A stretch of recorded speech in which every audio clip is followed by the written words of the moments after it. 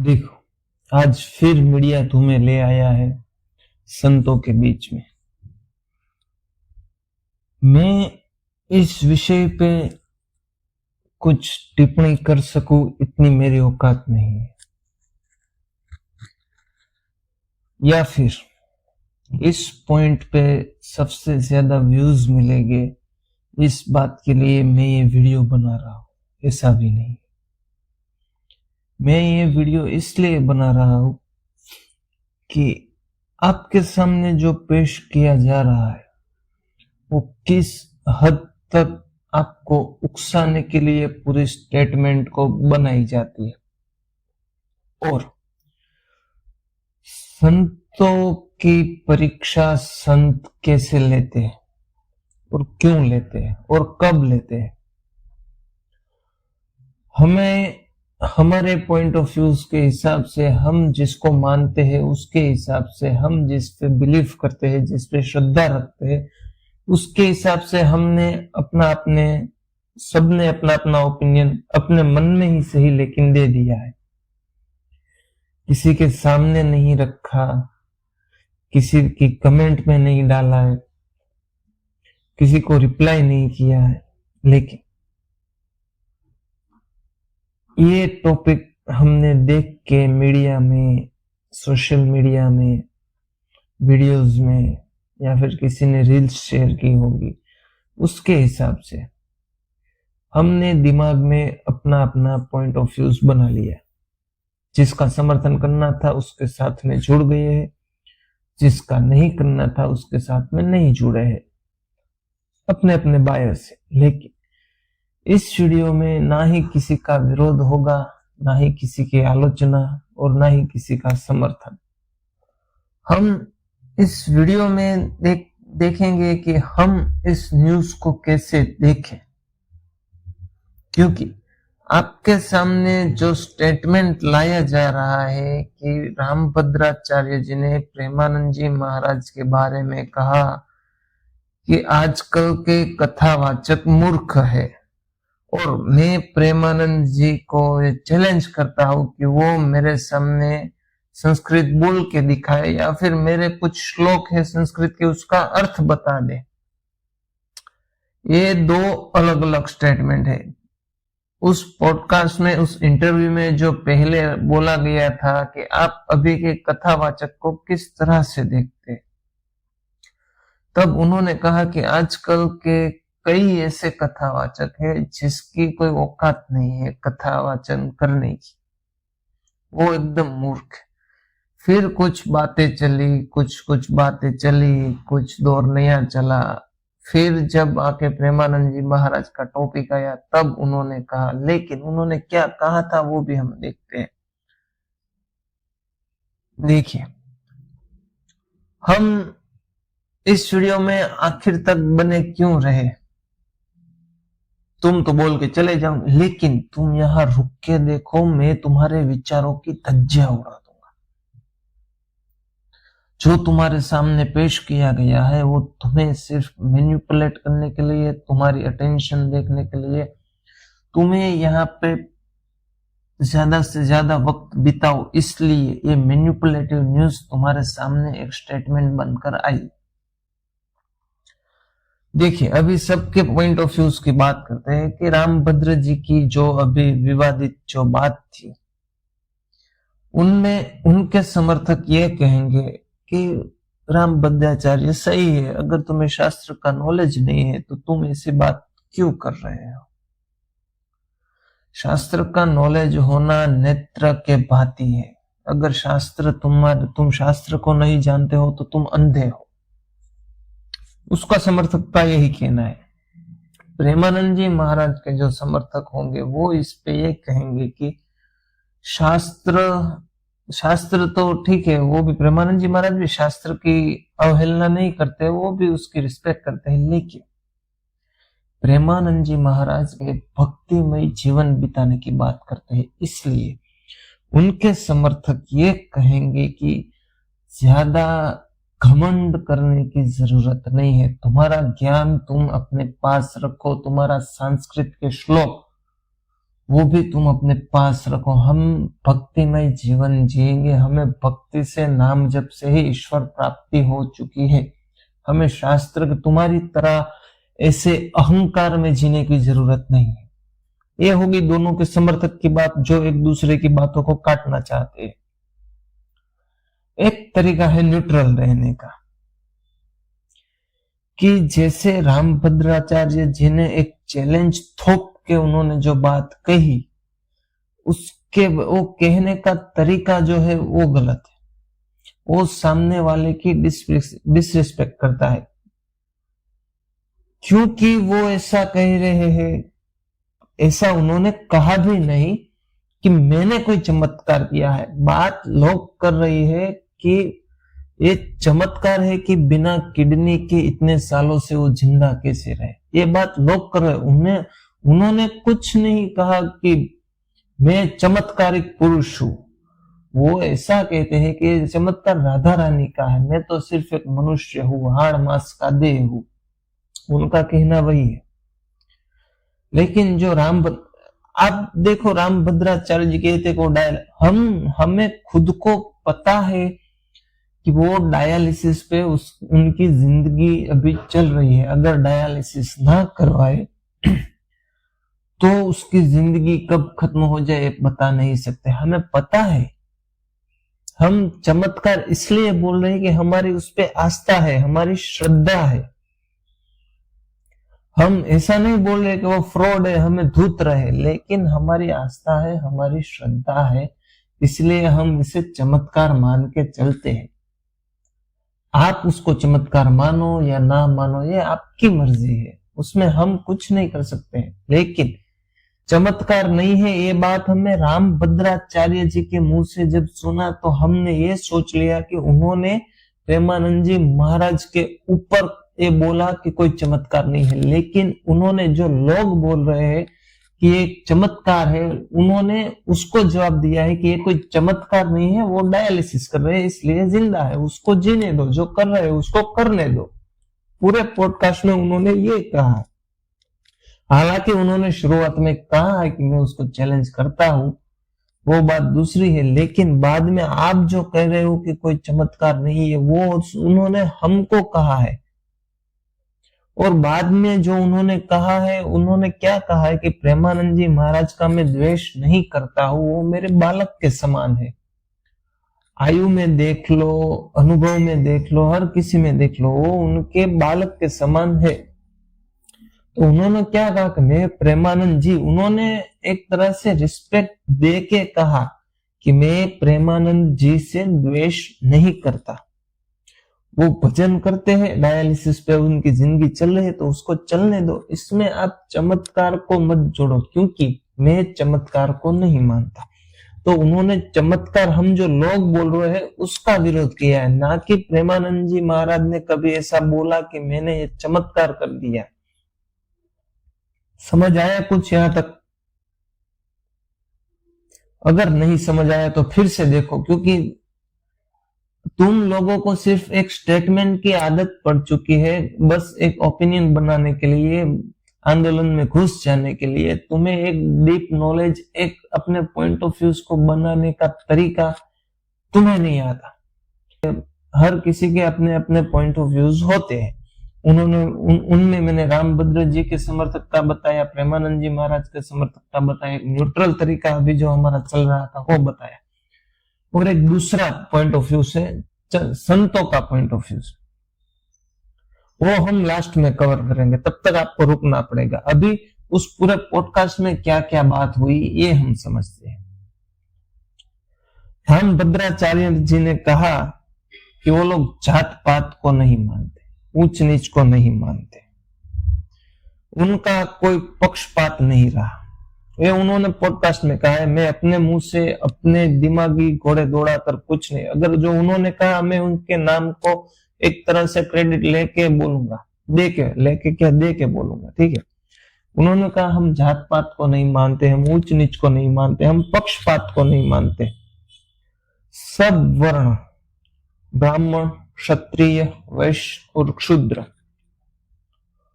सभी वर्ण भगवान के शरीर से ही बने हैं। और उन्होंने कहा कि वो वशिष्ठ ऋषि के गोत्र के ब्राह्मण है। तो रामायण में भगवान वशिष्ठ, भगवान के गुरु भी हमारे लिए भगवान हुए। भगवान श्री राम के गुरु का नाम है वशिष्ठ महाराज, तो हम उनको भी गुरु कहेंगे कि भगवान वशिष्ठ भी जब राम जी वन में गए थे तब वहां जो भील उन्हें मिले थे, राम जी ने उनको गले लगाया था, लेकिन जब वशिष्ठ महाराज जी, भगवान वशिष्ठ उनके पास गए थे तब पहली दफा जब उन्होंने देखा तब उन्होंने छुआ भी नहीं था। यह है वशिष्ठ गोत्र। लेकिन बाद में जब ईश्वर की कृपा से भगवान श्री राम के उनकी नजर के सामने उस भील से मिले, तब जाके उन्होंने उनको गले लगाया। क्यों? क्योंकि भगवान को प्रमाण देना पड़ा कि बाप जी मैं इसका सम्मान कर रहा हूं, मैं इसका आदर कर रहा हूं, तो आप क्यों पीछे चल रहे हैं। तब तक उसमें भी हम कह सकते हैं कि छुआछूत, शूद्र के प्रति द्वेष ऐसा था, लेकिन बाद में रामचंद्र जी के जन्म से शायद कम हुआ होगा या फिर बंद हो गया होगा, हम इस पे नहीं जाते। उन्होंने ये कहा था, इसलिए उन्होंने वशिष्ठ ऋषि के उस भील के गले मिलने का एक सीन भी बताया था, इसलिए मैंने यहाँ पे तुमको पूरा सीन दिखाया है, ठीक है। फिर उन्होंने कहा था कि मैं संतों पे टिप्पणी नहीं करता। उन्होंने संत की व्याख्या क्या दी, आप देखो। उन्होंने कहा था कि जो कार्य करके पद की इच्छा ना रखे वो है असली संत। ये उनकी व्याख्या है, मैं अपने दिमाग के घोड़े से नहीं दौड़ा के निकाल रहा हूं, उनकी व्याख्या है जो उन्होंने अभी जो वायरल हो रहा है उस इंटरव्यू में दिखाया। क्या क्या कहा? जो कार्य करके किसी भी पद, प्रतिष्ठा या मान सम्मान की इच्छा न रखे। उसी वीडियो में दूसरी व्याख्या एंड में उन्होंने कही कि शास्त्रों का रक्षण कर रहे, वो असल में संत है। अब देखो, पहले उन्होंने कहा कि वो संतों पर टिप्पणी नहीं करते, फिर उन्होंने संतों की व्याख्या करी कि कार्य करने पर पद की इच्छा ना रखे, ठीक है। प्रेमानंद जी महाराज ने कब तुम्हें उन्होंने कहा कि मैंने एक कार्य किया है और मुझे अभी ये पद चाहिए। पहली व्याख्या में प्रेमानंद जी महाराज संत में शामिल हो गए, ठीक है। अब देखो दूसरी व्याख्या के, जो शास्त्रों का रक्षण करे।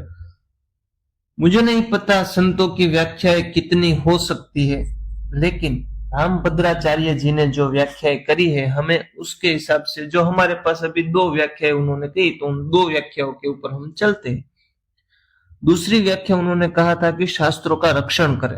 अब आप देखो, प्रेमानंद जी महाराज के हर एक सत्संग, हर एक एकांतिक वार्तालाप को तुम उठा के देखो, जहां उन्होंने कहा ना हो कि तुम शास्त्र सम्मत अपनी जीवनी को जीते चलो, बिना शास्त्र प्रमाण माने तुम अपने जीवन में आगे बढ़ो, ऐसा कब उन्होंने एक शब्द भी कहा? हर बार जब शास्त्र की बात आई है, जब जीवन जीने की बात आई है, जब जीवन निर्वाह कैसे हम जिए उसकी बात आई है, तब प्रेमानंद जी महाराज ने डंके की चोट पे कहा है कि तुम शास्त्र सम्मत होके अपने जीवन को जियो, ईश्वर प्राप्ति भक्ति तुम्हारे पास सामने से चल के आएगी। रामभद्राचार्य जी के संतों की दूसरी व्याख्या के ऊपर भी प्रेमानंद जी महाराज के प्रवचन खरे उतरे। तो इस हिसाब से इन दोनों व्याख्याओं के चलते हम मानते हैं कि प्रेमानंद जी महाराज एक संत पुरुष है, ठीक है। चलो, अभी रामभद्राचार्य जी ने क्या कहा कि मैं संतों पर टिप्पणी नहीं करता, ठीक है, क्योंकि हमने एक और संतों का पॉइंट ऑफ व्यू बाकी रखा है लास्ट में समझने के लिए, तो आप लास्ट तक बने रहना, तब हम इसको एक्सप्लोर करेंगे कि उन्होंने फिर भी क्यों प्रेमानंद जी महाराज के ऊपर कुछ टिप्पणियां की, ठीक। अभी दूसरा रखो, उन्होंने मानसिक तनाव के ऊपर बात की। उन्होंने कहा कि अपने कार्य निष्ठा पूर्वक करने से तुम्हें मानसिक तनाव नहीं होगा। बिल्कुल ही गलत बात। आज लोग पूरा दिन अपना कार्य करते हैं, फिर भी घर जाके संतुष्टि नहीं मिलती है। किस किस को नहीं मिलती है वो सब यहाँ कमेंट में आके दिखाओ। मैं रामभद्राचार्य जी के विरोध में नहीं हूं। मैं अभी जो मानसिक तनाव की उनकी जो परिभाषा है कि कार्य करने से, मैं खुद अभी दिन में 10-10 12-12 घंटे, कभी कभी 15 घंटे पूरा दिन काम करके घर पे जाता हूं और फिर भी मुझे मानसिक तनाव रहता है। क्यों? क्योंकि मुझे जो आर्थिक बेनिफिट मिलना चाहिए वो नहीं मिल रहा। अगर तुम जो कार्य करते हो और उसके बदले में तुम्हें जो बेनिफिट मिल रहा है वो तुम्हें ना मिले, तब तुम्हें मानसिक तनाव होगा। ना कि तुमने काम किया है कि नहीं किया है उसके अकॉर्डिंग तुम्हारा मानसिक तनाव घटता है या बढ़ता है, नहीं, कुछ फर्क नहीं पड़ता उससे।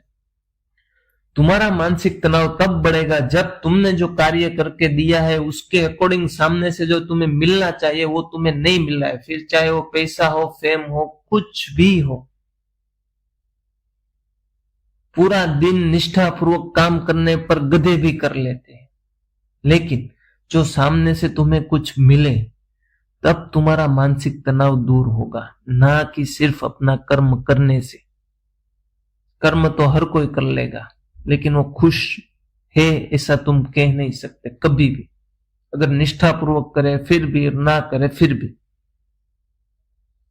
इस पे मैं एग्री नहीं करता, इसलिए मैंने अपना एक पॉइंट ऑफ व्यू रखा, लेकिन मैं अपना दिमाग खोल के हर किसी को सुनता हूं। ऐसा नहीं कि गधों की तरह जिसने जो बोला उसको मैं एक्सेप्ट कर लूं। मैं अपना दिमाग खोल के रखता हूं, इसलिए मैं सबको समझाता हूं कि तुम भी अपना दिमाग खोल के सबको सुनो।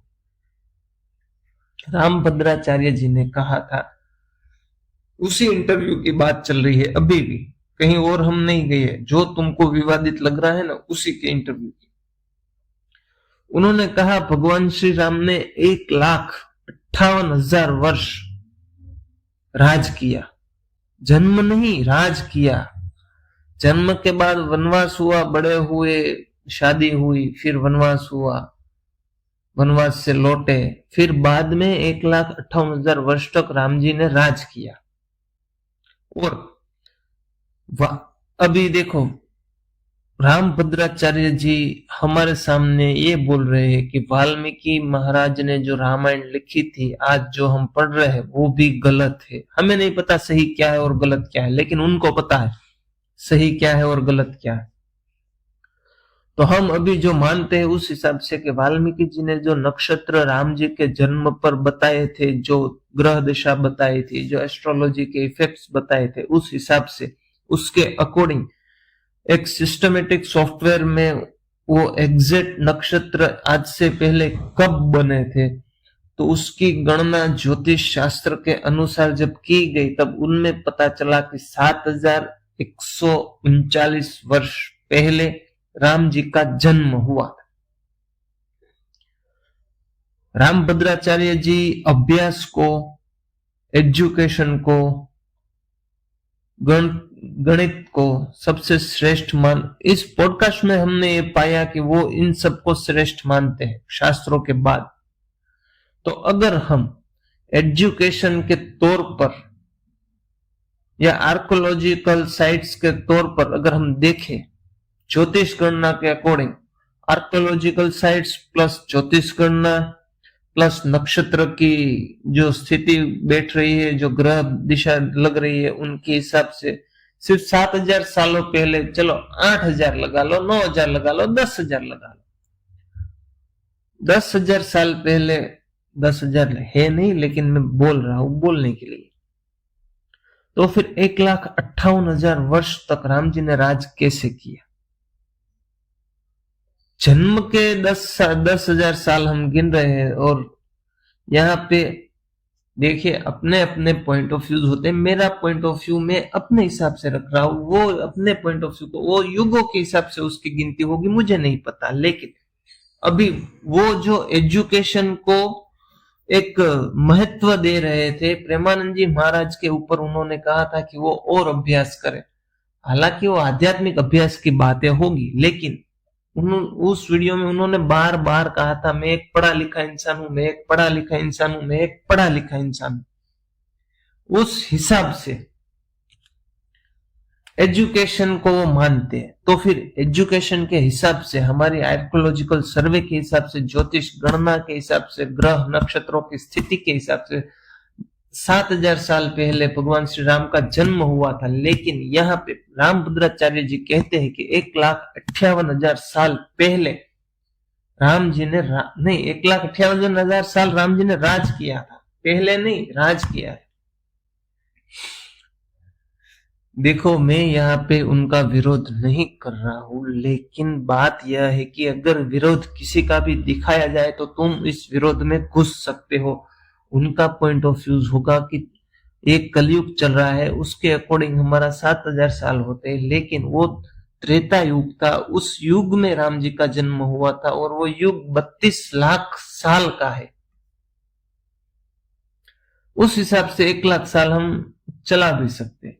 तो फिर आप समझो कि आपके सामने अगर कुछ भी इस तरह से मैनिपुलेट करके आपके सामने डाल दिया जाए तो आप उसको बेमतलब से, बेमन से, या फिर एक क्यूरियोसिटी के साथ अपना ओपिनियन बना के सबके सामने अपनी कमेंट डाल सकते हो। क्यों? क्योंकि तुम्हारे पास फ्रीडम है, आजादी। ये थी पूरी वीडियो की एक तरह से समरी। अब देखो, लास्ट पॉइंट ऑफ व्यू हमने बाकी रखा था, वो था संतों का। मैंने राम कथा में सुना था, तब मैंने उसमें सुना था कि भक्ति करने में ईश्वर की प्राप्ति तक जब तुम चलते हो, एक संतों का पॉइंट ऑफ व्यू है, हम जैसे आम लोगों का नहीं है।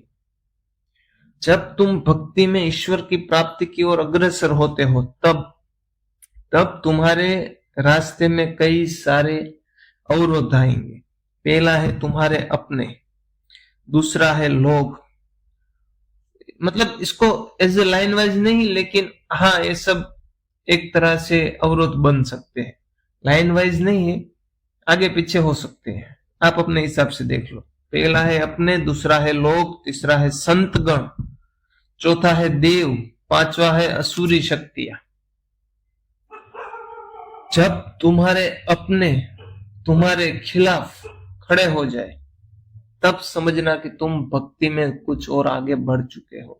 जब लोग तुम्हारा विरोध करे, जब संतगण तुम्हारा विरोध करे, जब देव तुम्हारा विरोध करे, जब असुरी वृत्ति, अभी इसको आप कैसे देखो, समझो।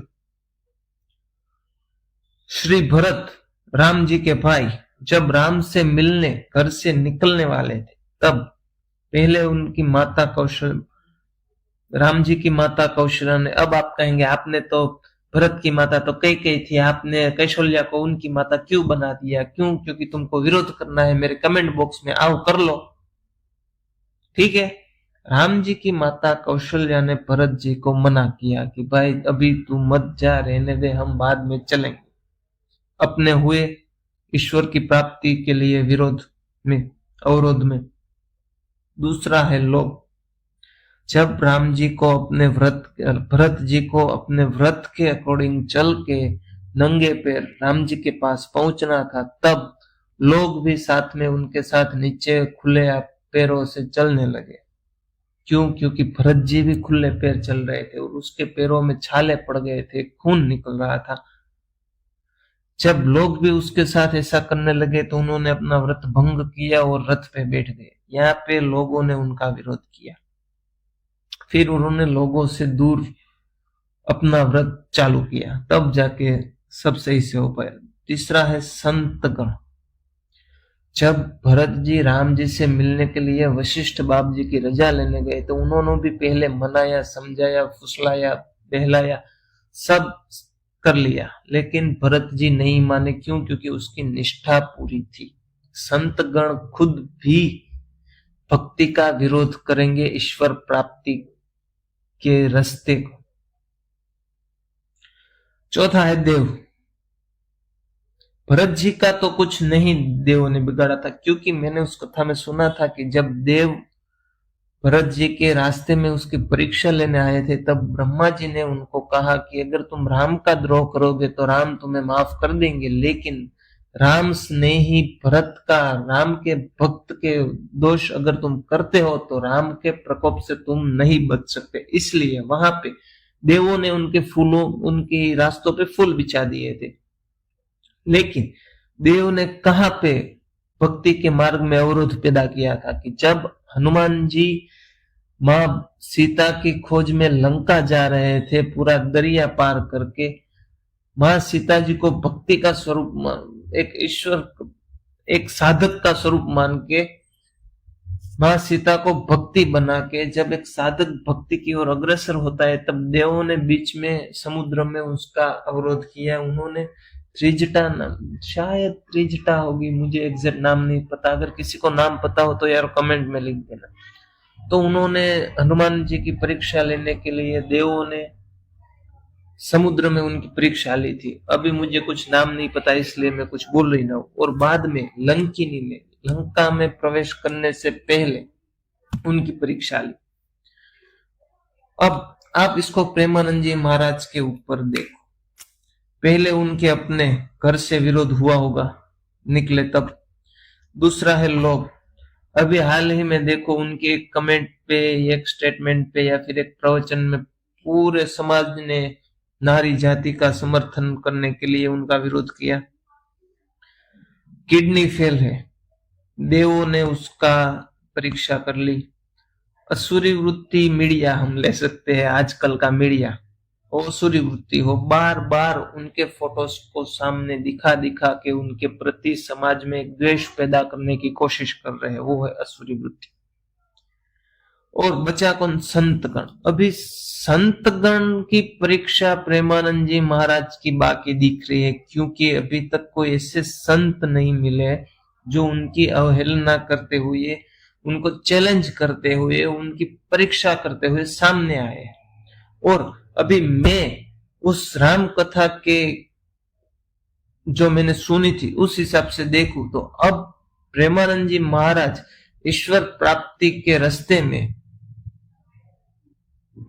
शायद आखिरी चरण में हो सकते हैं, क्योंकि अब संत भी उनकी परीक्षा ले रहे हैं। मैं ये नहीं कह रहा कि रामभद्राचार्य जी ने प्रेमानंद जी महाराज को चैलेंज दिया है, नहीं, मैं यहाँ पे ऐसा मान के चलता हूं कि रामभद्राचार्य जी महाराज ने प्रेमानंद जी महाराज की परीक्षा लेने के लिए ऐसी कमेंट सबके सामने रखी है ताकि वो अपने आप को साबित कर सके। ठीक है, अब बताओ कैसा लगा? ठीक लगा? वीडियो पूरा देखा? यहां तक आए थे तो कमेंट करके बताओ कि अब तुमको क्या लगता है। परीक्षा, इसको परीक्षा के तौर पर देखोगे, कंट्रोवर्सी के तौर पर देखोगे, या फिर संत वर्सेस संत की तरह देखोगे, ये सब तुम पर डिपेंड करता है। मुझे इससे कुछ लेना देना नहीं। मैं सिर्फ ये समझाने के लिए आया हूं कि हम आम लोग ऐसी न्यूज जो दो अलग अलग पार्ट को मिक्स करके एक स्टेटमेंट बना के तुम्हारे सामने रख के तुम्हें एक तरह से प्रोवोक करेंगे, तुम भी इसके खिलाफ कुछ बोलो। लेकिन तुम्हें उनके खिलाफ कुछ बोलने से पहले खुद समझो कि क्या बात सच है क्या नहीं है। अपने दिमाग को अपने कंट्रोल में रख के फिर चलाओ। मीडिया के चक्कर में या सोशल मीडिया के चक्कर में या कोई तीसरा व्यक्ति आके तुम्हें बोल रहा है उसके चक्कर में मत आओ, और अपने दिमाग को अपने तरीके से चलाओ। ये वीडियो इतनी लंबे करने की कोई जरूरत नहीं थी, बस इसके लिए लंबी हुई कि तुम्हें मैं ठीक से समझा सकूं कि विरोध हर चीज का हो सकता है, लेकिन तुम्हारे सामने क्या आ रहा है वो तुम्हें देखना है। तो मिलते हैं अगली वीडियो में। अगली वीडियो में मान सकता हूं कि ओशो और प्रेमानंद जी महाराज एक स्टेज पे कैसी बातें करने वाले हैं उसके ऊपर। तो मिलते हैं उस वीडियो में, तब तक इस चैनल को सब्सक्राइब करके जाओ, बाद में मिलते हैं, ठीक है।